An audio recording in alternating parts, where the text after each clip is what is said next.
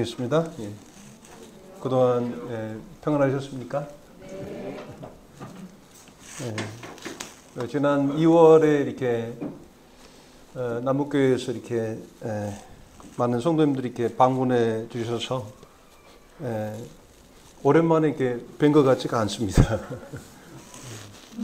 지난달에 뵌 것 같습니다. 하여튼 방문해 주시고 참 큰 행사였는데 참 많은 염려를 했어요. 많은 행사들이 막 겹쳐가지고 근데 우리 남북교회 성도님들이 어떤 방문자 입장에서 이렇게 오신 것이 아니고 방문객들을 이렇게 섬기시고 어떻게 보면 이제 호스트 입장에서 이렇게 방문해 주셔서 저희들에게 큰 힘이 됐습니다. 지난번에 우리 이진원 형제님이 아주 상세하게 영상과 함께 그동안 있었던 그 행사에 있었던 그런 영상을 이렇게 보여드린 것으로 알고 있습니다. 어딜까요? 이렇게 그때 헌당식 때 보여드렸던 영상을 한 번 더 보실까요? 그때 못 오셨던 우리 경호 형제님도 계시고 그래서 같이 한번 보시면서 주님이 어떻게 역사를 이루셨는지 잠시 함께 보시면서 주님 앞에 영광을 돌려드리는 시간을 갖도록 하겠습니다. 이게 이제 올랑고 섬입니다. 지난 2013년, 14년 이후에 성경 공부가 있었습니다. 하나님 말씀이 힘이 있기 때문에 그 영혼들을 주님께서 구원하셨습니다. 이곳이 이제 따본 지역이고 이 아이라고 하는 이 아이는 많이 컸습니다. 이제 그래서 빵나은 교회 성도들이 함께 하셔서 이 사역을 이루어갈 수가 있었습니다. 이 아이들도 이제 제법 많이 컸습니다. 2017년도에 땅을 매입을 했고요. 2018년도에 저희들이 이제 담을 만들기 시작했습니다. 그리고 그 해에 주님께서 설계도를 주셨고요. 그리고 2018년부터 이제 필리핀의 일꾼들과 함께 센터를 이렇게 짓기 시작했습니다. 감사한 것은 이 같은 성경 공부를 통해서 일꾼들이 영적으로 변화를 받기 시작했다라고 하는 것입니다. 매일 아침 운동과 함께 일을 시작했고요.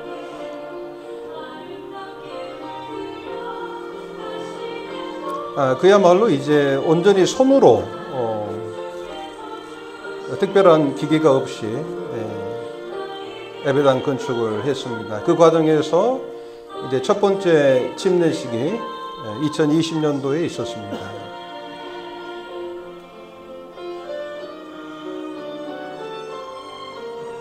그리고 이제 두 번째 침례식이 있었습니다.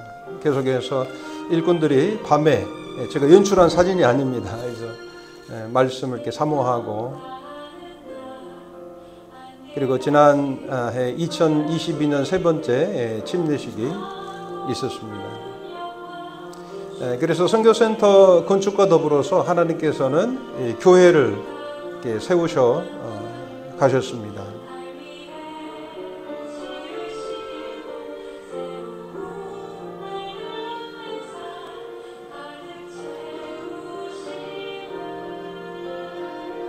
지어가는 과정 가운데서 주님이 교회를 세우셨고 집회들을 가질 수가 있었습니다. 이제 거의 완성이 돼갈 무렵에 2021년 12월에 정말 큰 태풍이 있었습니다.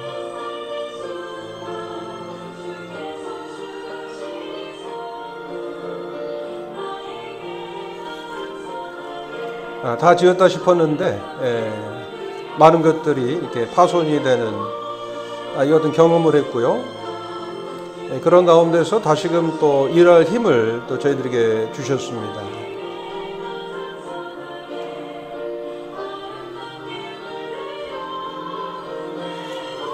현재 일꾼들이 있었기 때문에 또 이와 같은 일들을 또 할 수가 있었습니다.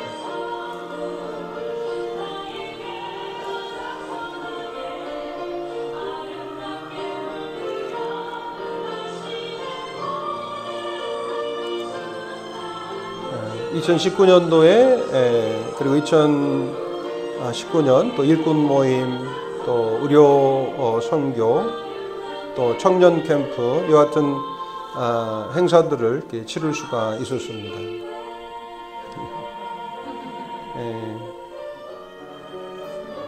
남북교회 예배당도 그렇습니다만은 이제 올랑고 센터도 다음 세대를 위한 이 같은 하나님의 선물인 것 같습니다. 이분들은 이제 건축을 이렇게 시작한 이래 한 5년 동안 이렇게 주님 나라에 가신 성도님들 기억하기 위해서 제가 사진에 올렸습니다. 정말 너무 감사하고 이와 같은 일들이 이제 사실 광주 남북교회가 주도적으로 이렇게 일을 이루었습니다.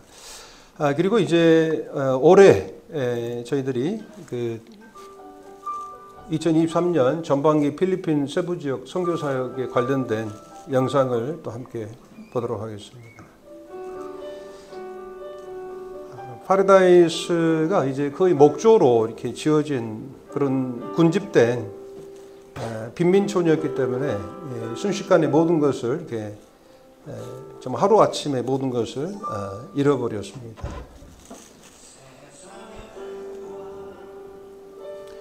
그렇지만은 이제 주님께서 이 따따자매나 또 우리 크리스천쇼 형제님에게 또 합당한 공간을 주셔서 집을 짓도록 인도하셨고, 총 6가정이 이제 6가정의 성도님들 가정이 이렇게 많은 걸 잃었지만 또 한국에서 후원을 통해서 그분들을 이렇게 도울 수가 있었습니다. 올 1월에 이제 블레스 프로젝트 팀이라고 하는 청년들 중심으로 해서 어린이 사역을 지난 1월에 했고요. 그리고 그 1월 말에 단기 의료 선교팀이 40여 명이 이렇게 방문해 주셔서 그분들을 섬기셨습니다. 약 5일간에 걸쳐서 1000여 명의 환자들을 이렇게 치료해 주고 또 약을 공급할 수가 있었습니다. 지난 2월 4일에 32분의 이제 우리 광주 남부 성도님들이 방문해 주셔서 잘 그 행사를 마칠 수가 있었고요. 그 이후로 이제 아침 성경 묵상 모임은 계속해서 진행이 될 수가 있었습니다. 그리고 이제 그 일꾼의 그 센터 건축에 참여했던 일꾼들에게 주님이 또 다른 사명을 주셔서 태풍과 또 여러 가지 어려운 가운데 파손된 성도님들의 집들을 수리해주는 프로젝트에 또 이렇게 참여하고 있습니다. 조세핀 자매의 집이 지난주에 이렇게 수리가 다 됐고요. 이제 아마 다음 주부터 이제 제프리 형제 집을 아마 수리를 할 예정 가운데 있습니다. 그리고 이제 의료 선교 기간 동안에 이제 치료를 받았던 몇몇 영혼들이 꾸준하게 참석하면서 이제 사방이라고 하는 지역에 뚱아라고 하는 그 지역에 성경 공부가 지난달부터 시작이 됐습니다. 조디 씨의 이웃들과 친척들, 그래서 매주 목요일 오전에 이렇게 성경 공부가 진행이 되고 있습니다. 성경들을 읽지 않아요. 캐톨릭 분들은. 그리고 매주 목요일 저녁에 복음 집회가 있고요. 그리고 일요일 저녁에 저희들은 만찬 예배를 드립니다. 정말 소박한 식사인데 너무나도 즐거워합니다. 그리고 이제 꾸준하게 환자들이 이제 센터에 방문하면서 정자매가 약으로 이분들을 섬기면서 복음을 전하고 있습니다.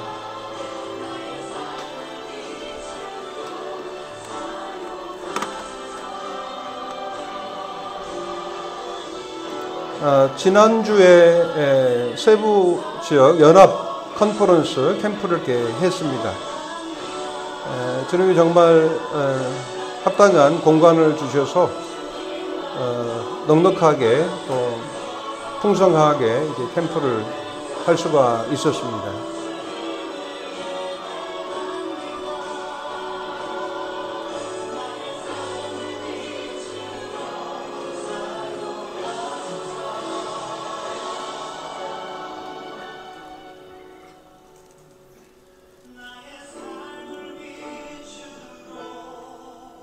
저희들이 과거에는 이제 가모테스 예배당에서 이제 이와 같은 캠프를 했습니다만은 지금 올랑고에서 주님께서 허락하셔서 즐거운 캠프의 시간을 가질 수가 있었고요. 저희들 올랑고 섬에서 나오는 날 정자매의 모습입니다. 기도와 동역에 늘 감사를 드립니다. 우리 말씀 한 구절 보겠습니다. 빌립보서 1장입니다.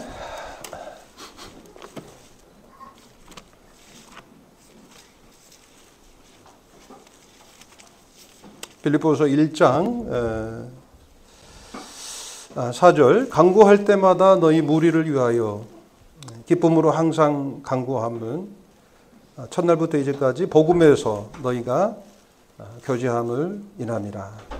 첫날부터 이제까지 복음에서 너희가 교제함을 인함이라. 저는 이 말씀을 이제 볼 때마다 또 이 말씀이 생각날 때마다 우리 광주 남북교회 성도님들이 이렇게 생각이 납니다.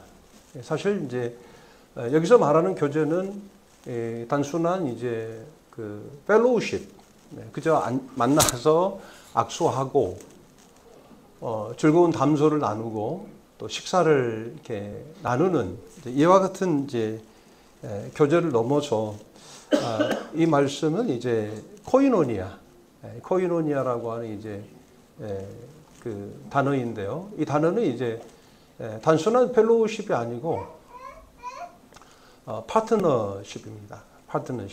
파트너십이라고 하는 것은 동일한 공동의 그런 소명, 공동의 사명을 함께 나누는 그 어떤 친구들 그리고 동역자들로서의 교제이죠.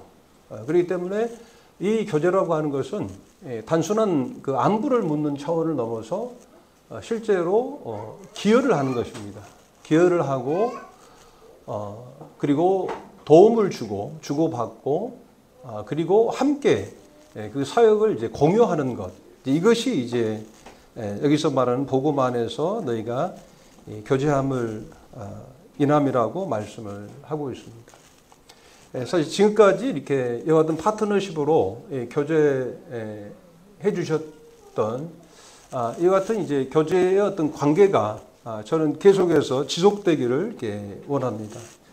사실 이 선교라고 하는 것은 이제 공동의 사명이잖아요. 제가 올 때마다 이제 성도님들에게 강조하는 것은 바로 그렇습니다. 이게 문형제의 어떤 사역이 아니고 우리 주님께서 우리 교회에게 주신 공동의 사명이기 때문에 이 공동의 사명을 함께 이루는 데 있어서 이 파트너십의 관계 가운데서 교제를 하는 것이 얼마나 중요한 것인가 하는 생각을 하고 있습니다. 이것은 개인의 기업이 아니라 우리 모두에게 주신 이 공동의 기업이다라고 하는 것입니다. 이것은 바로 하나님께서 우리에게 주신 그와 같은 그 유산이고 또 기업이고 하나님께서 저희들에게 줄로 이렇게 재어준 어떤 사역의 기업의 영역이다라고 하는 그런 차원으로 저희들이 그것을 인식하고 함께 이 선교 사역을 위해서 계속해서 교제해 나가는 것이 얼마나 중요한 것인가 하는 생각을 하게 됩니다. 시편 16편 말씀을 또 함께 보시겠습니다. 시편 16편 시편 16편 이 시편 16편의 표제어는요 다윗의 믹담입니다. 다윗의 믹담. 이 다윗의 믹담인데요. 이 믹담이라고 하는 뜻이 이게 제가 찾아보니까 숨겨진 보물이다라고 하는 뜻을 가지고 있습니다. 숨겨진 보물인데 다른 말로 하면은 이것이 이제 철로 색이다. 철의 어떤 색이다라고 하는 뜻을 가지고 있고 도장을 새기다라고 하는 뜻을 가지고 있습니다. 어찌 보면은 시편 16편은요, 우리가 좀 더 깊이 이 말씀을 이제 묵상하면서 이 말씀은 하나님께서 우리에게 주신 놀라운 이 보물이다라고 하는 거죠. 하나님께서 우리에게 주신 이 보물은 하나님이 우리에게 주신 기업이다라고 하는 것입니다. 마치 상속자가 그 비상속인에게 이제 그 귀한 어떤 보물을 주고 내가 주겠다라고 하고 거기에 도장을 찍는 것과 같은 그런 의미가 아니겠는가 하는 생각을 하게 되거든요. 사랑하는 형제 자매님들은 어떤 유산을 이 선대로부터 물려받았습니까? 사랑하는 성도님들은 하나님으로부터 어떤 그 기업과 유산을 물려받았습니까? 또 아직 그것을 받지 않았다면 우리 성도님들은 어떤 류의 유산과 기업을 받기를 원하십니까? 요즘 뭐 상속의 문제로 많은 다툼들이 있고 어려움들이 이 세상에 많이 있습니다만은 하나님께서는 우리에게 진정 우리에게 주시고자 하는 어떤 산업과 기업이 분명하게 있다라고 하는 것입니다. 시편 기자는요, 시편 16편 1절에 하나님이여 나를 보호하소서 내가 주께 피하나이다. 어떤 상황 가운데서 이 시편의 기자가 이 시를 기록했는지 정확하게는 알 수 없습니다. 그러나 어떤 절박한 상황, 그 상황 가운데서 그가 고백한 고백은 놀랍습니다. 2절에 보게 되면 내가 여호와께 아뢰되 주는 나의 주시오니 주밖에는 나의 복이 없다 하였나이다. 주밖에는 나의 복이 없다 하였나이다. 이 땅에서 이 주님밖에 복이 없다라고 하는 것이죠. 이 교회는 이제 사실 복음으로 말미암아 세워진 이와 같은 이제 하나님의 교회죠. 우리가 복음 위에서 사실 우리가 교제하고 아까 우리 빌립보서 1장의 말씀대로 복음에서 너희가 교제함을 인하면 이렇게 말씀을 하고 계십니다만은 이 교회는 복음 위에 세워졌습니다. 이 복음이 무엇입니까? 어떤 분은 이제 그 책의 제목을 쓰기를 하나님이 복음이다 이렇게 교제를 했어요. 하나님이 복음이다. 맞죠? 시편 16편의 이 말씀에도 주밖에는 나의 복이 없다 하였나이다. 하나님이 내게 복인 거예요. 하나님이 내게 복인 것입니다. 이것이 이제 복음이죠. 그래서 어떤 인간 중심적 복음, 인간 차원에서 이 복음을 해석할 때, 인간 차원에서, 인간의 관점에서 볼 때 이 복음을 해석할 때 자칫 잘못하면 이제 이 세상의 복을 기복신앙이라고 하잖아요. 이 세상에 눈에 보이는 것을 이제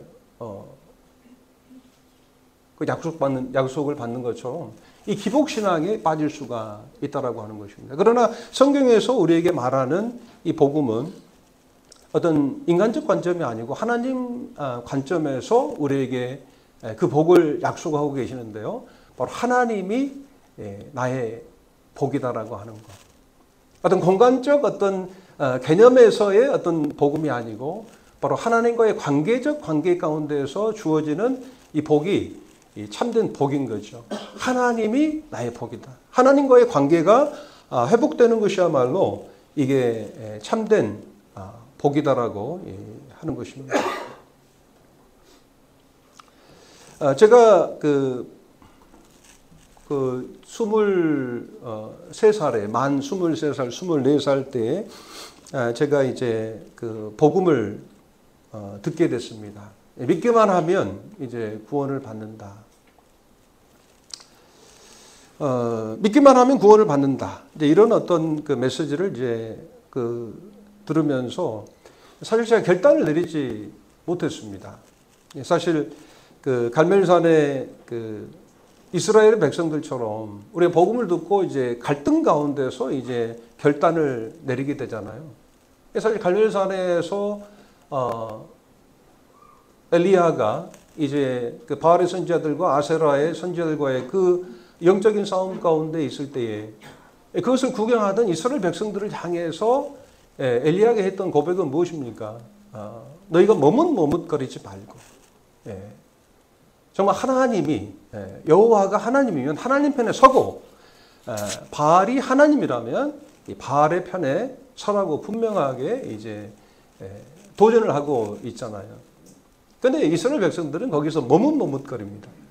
사실 이제 우리가 복음을 전할 때 영혼들에게 우리가 격려를 하고 도전을 하는 것을 좋지만 강요를 해서는 안 된다고 생각을 하거든요. 그 영혼들이 결국은 영혼들이 하나님의 관계 가운데서 이제 결정을 내려야 되는 자기의 의지를 가지고 이제 하나님 편에 서겠다라고 하는 그와 같은 이제 결정을 하기까지 그런 과정이 분명하게 필요하다라고 하는 것이죠. 마치 부활을 통해서 그 병아리가 그 알을 깨치고 나오는 것처럼 그 알이 깨지는 그 순간에 내가 도와준답시고 그 알을 깨버리면 그 병아리는 내성을 잃어버리는 그 같은 약한 병아리가 되잖아요. 사실 제가 이제 그 복음의 말씀을 듣고 어떤 생각을 했냐면 참 복음은 너무나도 쉽다. 요즘 이제 저희들이 말하는 이거 공짜구나. 이런 생각을 했어요. 믿기만 하면 이제 구원을 받으니까. 예수님이 나의 모든 죄를 다 갚아주시고 이제 믿기만 하면 이제 구원을 받는다고 하니까. 근데 제가 어떤 생각까지 했냐면 내 마음대로 살고 이 세상에서 이제 내 마음 속에 그 어떤 죄성들이 우리 안에 있잖아요. 그래서 그 죄의 쾌락 가운데 쭉 살아오다가 이제 마지막에 눈 감기 전에 내가 예수님을 믿는다 하고 구원을 받으면 어떨까 이런 생각까지 했어요. 이것은 사실 복음에 대한 이제 오해이죠. 복음에 대한 오해입니다. 사실 이제 그 값없이라는 말은 성경이 분명하게 나오죠. 마태복음 10장 8절에 병든 자를 고치며 죽은 자를 살리며 문둥이를 깨끗하게 하며 귀신을 쫓아내되 너희가 가서 거저 받았으니 거저 주어라고 말씀을 하고 있고요. 또 요한복음 15장 25절에도 연고 없다라고 하는 말이 나옵니다. 조건이 없이 이유가 없이 라고 할 때도 동일한 단어를 씁니다. 거저 값없이. 이것을 이제 도레안이라고 그러는데요. 로마서 3장 23절 24절에도 모든 사람이 죄를 범하였음에 하나님의 영광이 이르지 못하더니 그러나 하나님의 은혜로 값없이 의롭다 하심을 받았느니라 할 때도 이제 사실 이제 거저 값없이라고 하는 의미로 우리가 말씀을 받을 수가 있습니다. 복음을 통해서 우리가 거저 값없이 이제 구원을 이제 받았는데요. 그러나 하나님께서 거저 값없이 우리에게 그 복음을 통해서 주시고자 하시는 것은 뭐냐라고 하는 것이죠. 그것은 단순하게 공간적 개념의 천국이 아니다라고 하는 거예요. 공간적 개념의 그 구원이 천국에 들어가는 것이 구원이 아니고 사실은 하나님과의 관계 가운데서 우리에게 주어진 놀라운 새로운 생명 가운데 사는 삶이야말로 이제 참된 복음의 열매다라고 하는 거죠. 사실 이제 그 여타 종교에서도 이제 극락을 이제 전하잖아요. 이 극락이라고 하는 것이 지극히 안락함의 의미가 있습니다. 사람들은 우리가 복음 구원을 받았다, 우리가 극락 왕생한다 했을 때 우리 마음 내면에는 어떤 육신적인 또 인간적인 그 안락함을 우리 마음속에 추구할 때 거기에서 이제 종교에 대한 매력을 느끼잖아요. 근데 만약에 우리가 그와 같은 복음을 통해서 하나님께서 우리에게 주시고자 하시는 그 구원이 바로 그 여타 종교에서 말하는 극락에 머문다면 사실 이 기독교는 여타 종교와 다를 바가 없는 것입니다. 그러나 하나님께서 우리에게 주시고자 하시는 이 구원, 우리 베드로전서 2장 24절 한번 볼까요?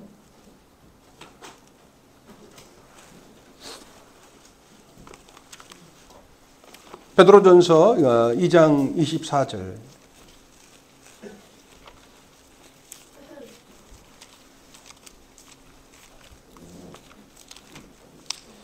친히 나무에 달려 그 몸으로 우리 죄를 담당하셨으니,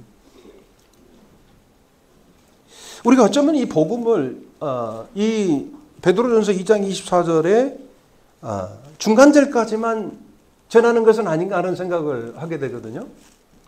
친히 나무에 달려 그 몸으로 우리 죄를 담당하셨으니, 여기까지만 이제 사실 전하게 되면 사실 육신적인 사람들, 여기서 말하는 육신적인 사람이라고 하는 것은 죄에 대한 깊은 성찰과 인식이 없는 사람들, 이 죄 때문에 죄로 인해서 정말 갈등하지 아니하고 여전히 이제 세상의 락 가운데, 세상의 쾌락 가운데, 또 세상의 어떤 물질주의에 빠져 있는 이 사람들에게는 이제 여기까지만 전해지면 정말 더 없는 이제 정말 복음이 되는 거예요. 이런 복음이 있어? 네. 우리는 이제 그 영혼들의 이제 그 영혼들이 바라는 그 복음 메시지를 전하기 위해서 우리는 어쩌면 여기까지만 복음을 전하는지 모르겠어요.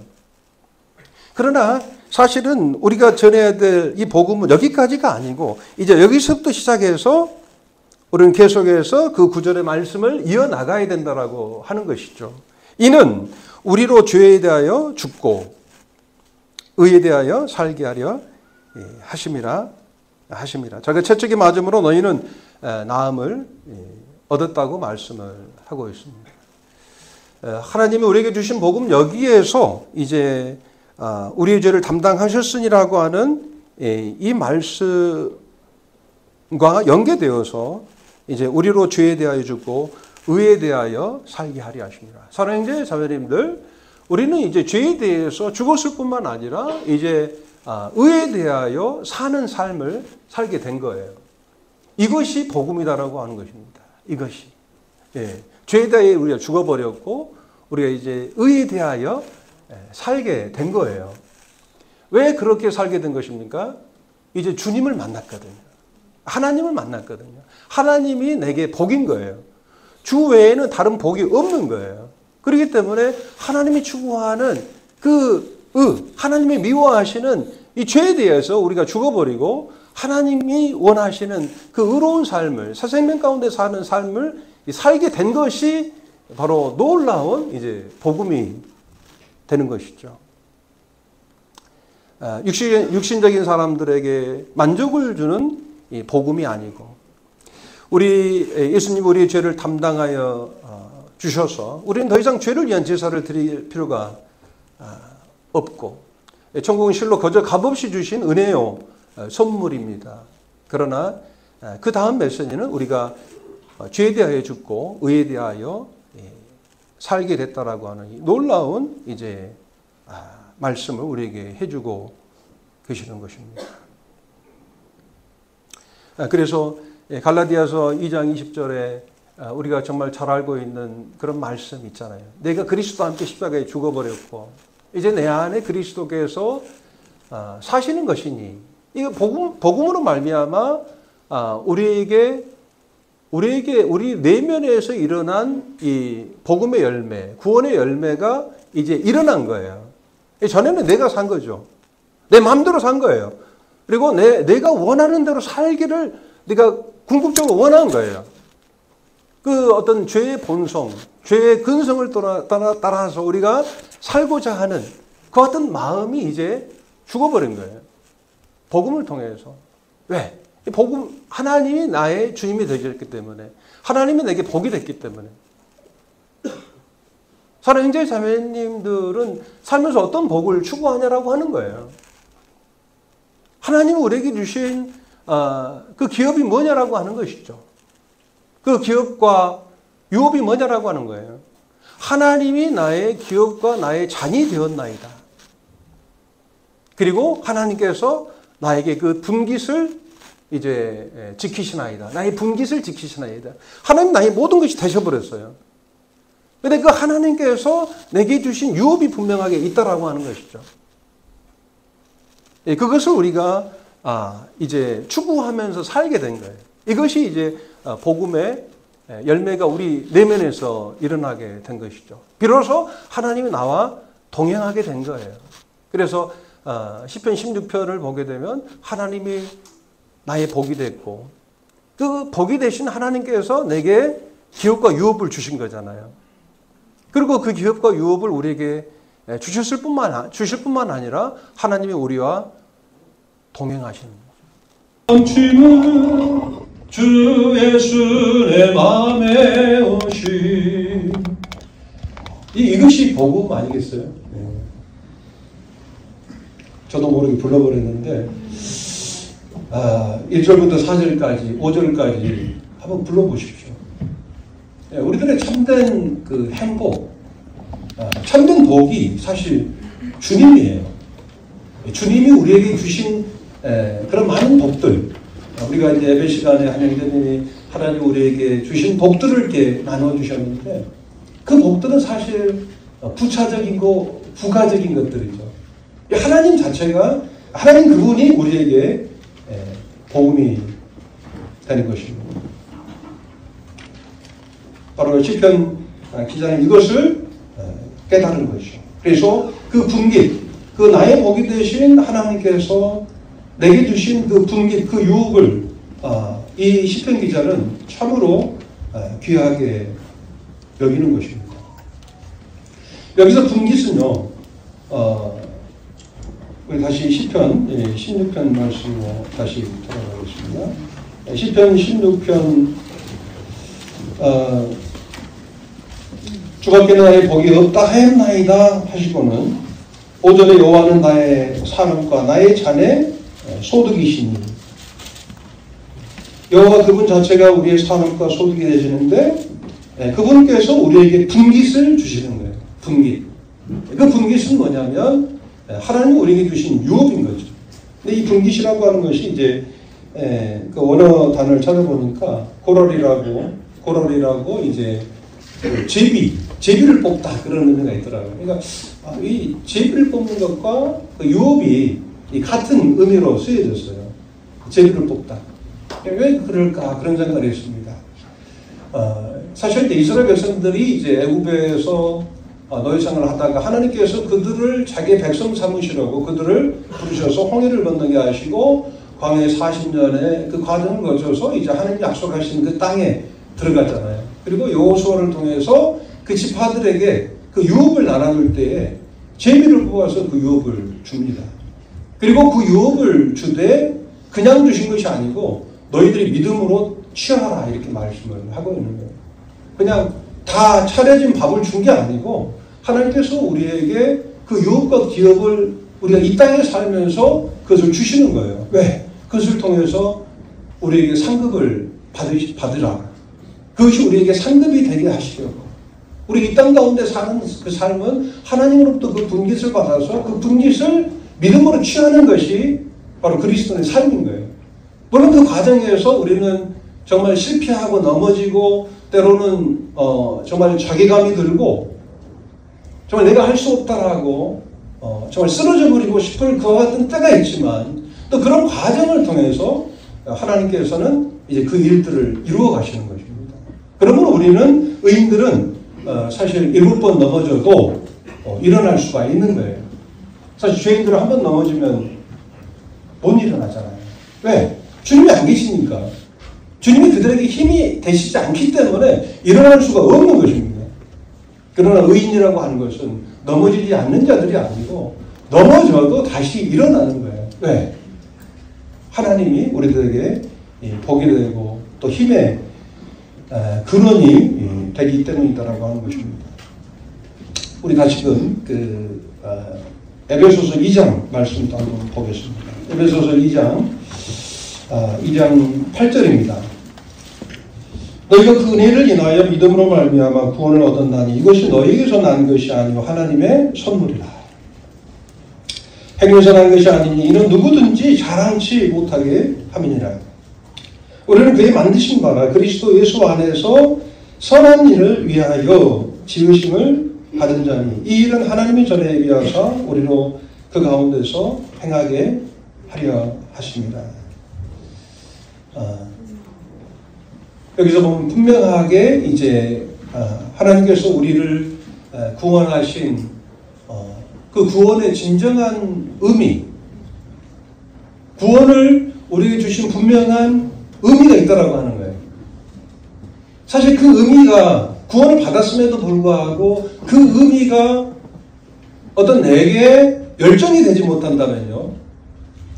그게 그 의미가 그 삶의 이유가 되지 못한다면요. 그분은 사실 복음을 이해하지 못하고 있는 거예요.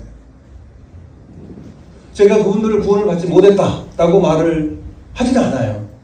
그러나 아직도 구원의 의미를 아직 못 깨닫고 있는 거죠. 하나님께서 우리를 구원하신 그 의미, 그 목적, 거기에는 분명한 뜻이 있는 거죠.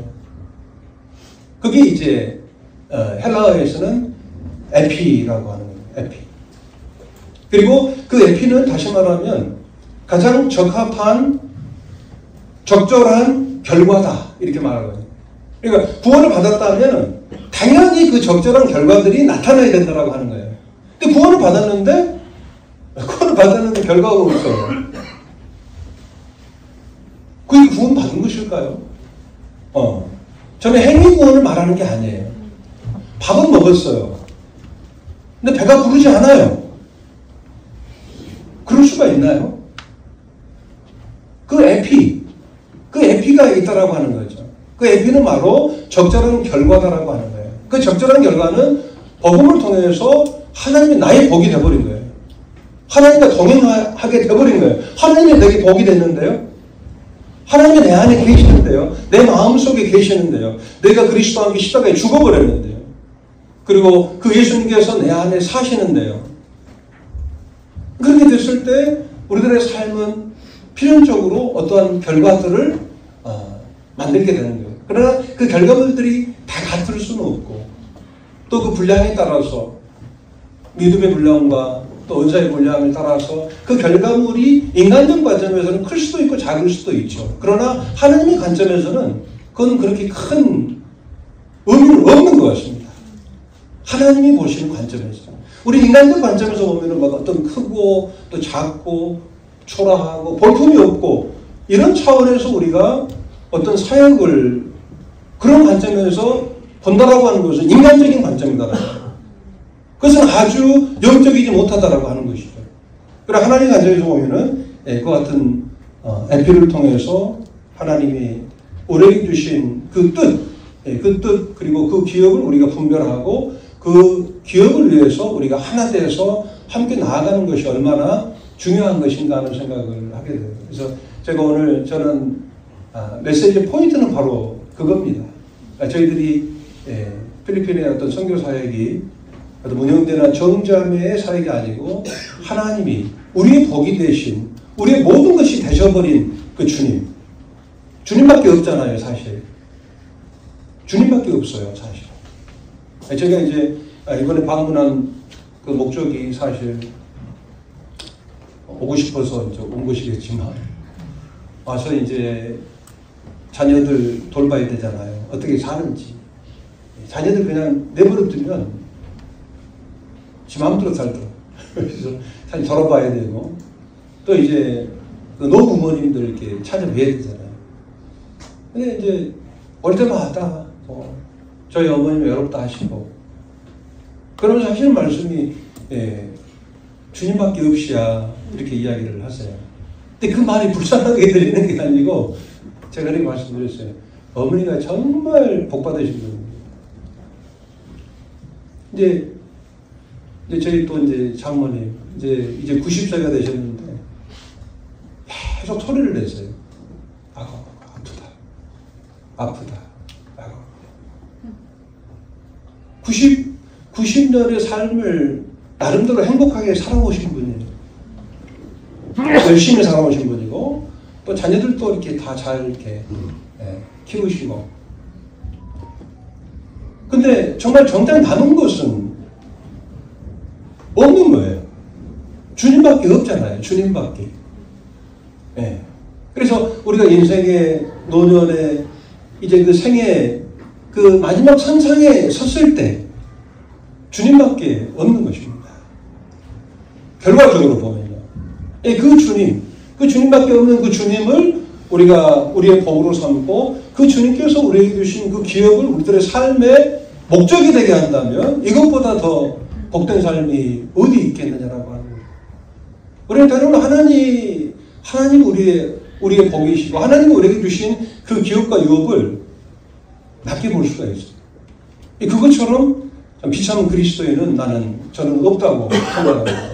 그런 부분에서 우리가 깨어 있어야 된다는 거예요. 우리 하나님과 동행할 때 하나님께서 우리에게 그 기업을 주시고 그것을 보게 하시는 것이죠. 구원이라고 하는 것은 단순하게 우리가 죽어서 천국 가는 그 어떤 공간적 이동의 개념이 아니고 인간적 관념에서의 개념이 아니고 하나님이 우리에게 주신 놀라운 어떤 하나님의 관계 가운데서 우리에게 주어진 그 하늘의 그 유업, 그것이 우리의 힘으로 되어졌습니까? 그 값없이 거저 값없이 우리에게 주신 기업이다라고 하는 거예요. 그 기업을 우리가 볼 수 있어야 된다라고 합니다. 우리가 전에는 잃어버린 자였잖아요. 근데 우리가 이제 찾은 바 되었잖아요. We are lost but we are found 이잖아요. 우리가 소경이었지만 we were blind but now we see. 그러니까 우리가 본다. 우리가 전에는 소경이었지만 우리가 보지 못했지만 이제 보게 된 거예요. 이것이 복음이다라고 하는 거예요. 이게 구원의 열매다라고 하는 거예요. 근데 여전히 잃어버린 자처럼 정말 갈 바를 알지 못하고 이 세상에서 그 삶을 낭비하고 허비하고 죄악 가운데서 살아가는 그 삶으로부터 이제 우리가 구원받아서 이제 의에 대하여 살게 하게 하시고 하나님이 내게 복이 되고 하나님께 내게 주신 유업이 야말로 내 삶의 이유와 목표가 됐다라고 하는 거예요.